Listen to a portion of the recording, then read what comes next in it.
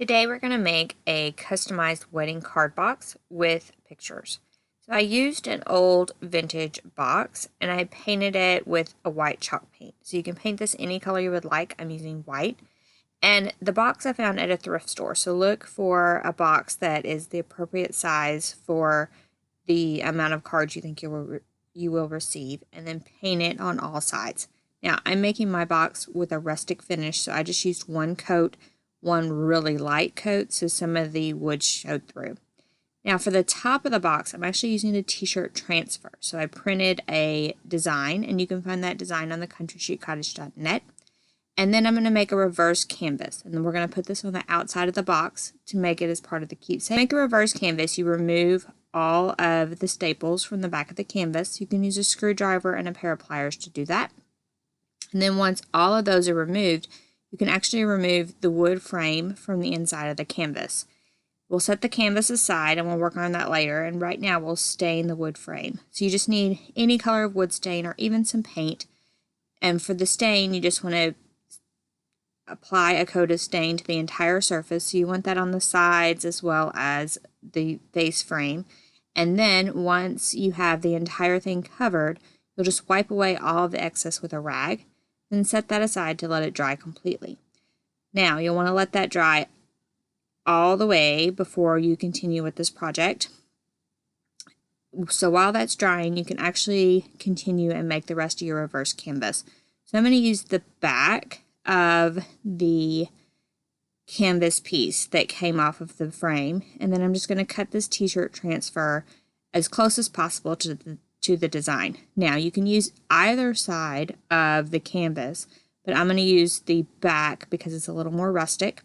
And then you'll just want to follow the directions that come with your t-shirt transfer. So this one had a certain temperature and time and amount of time I was supposed to press, and you're also supposed to press in both directions.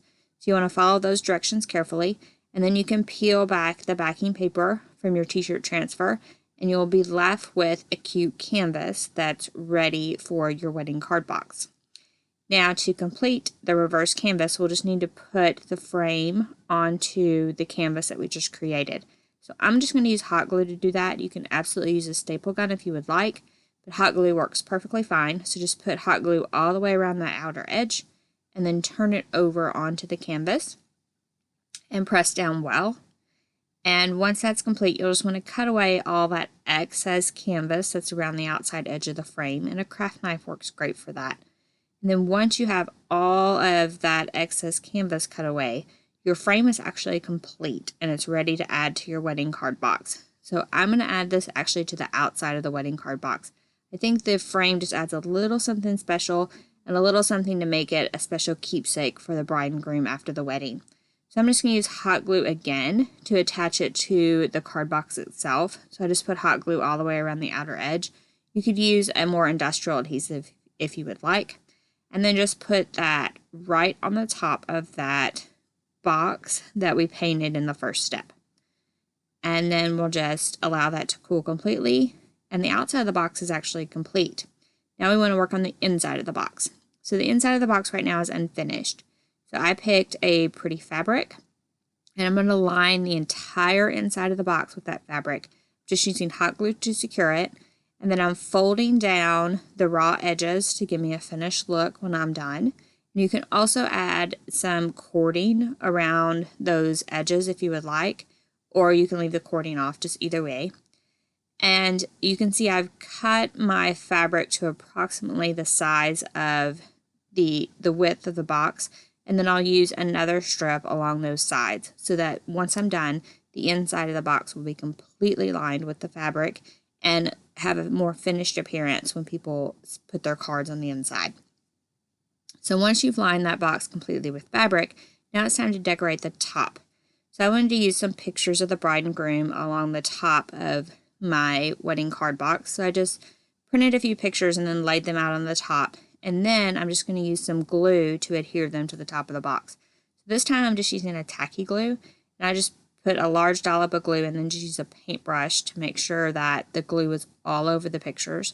And then I just glued them to the top of the box. So you can glue these in whatever configuration you would like. You can use as many or as few pictures as you would like.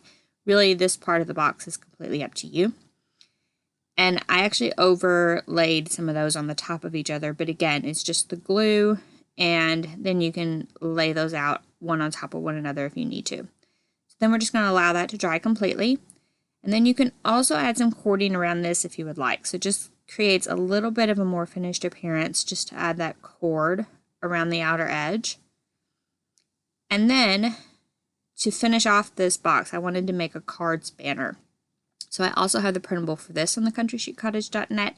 You can actually find the link to all the printables in the description for this video. If you can't find it, leave me a comment and I will get you a link so you can find these. And I'm just cutting these out with scissors. So I printed them on a heavyweight cardstock just so they were a little heavier. And then we just cut out all of our little flags. And now we're just going to use hot glue to adhere those to some twine. So this banner says cards because this is a card box, but you could absolutely personalize this for any kind of occasion you wanted to and just make a different banner for those occasions. So we're just going to put hot glue in the back of each of these flags, and then we'll put the twine right in the hot glue. Then we'll take the entire banner and we'll put it just over the top of those pictures that we just put on the wedding card box on the lid, and then our card box will actually be complete. You can add a couple of L brackets to the box to hold the lid open if you would like, but that's optional. And then you can see the back as well is finished. And now it's ready for your cards.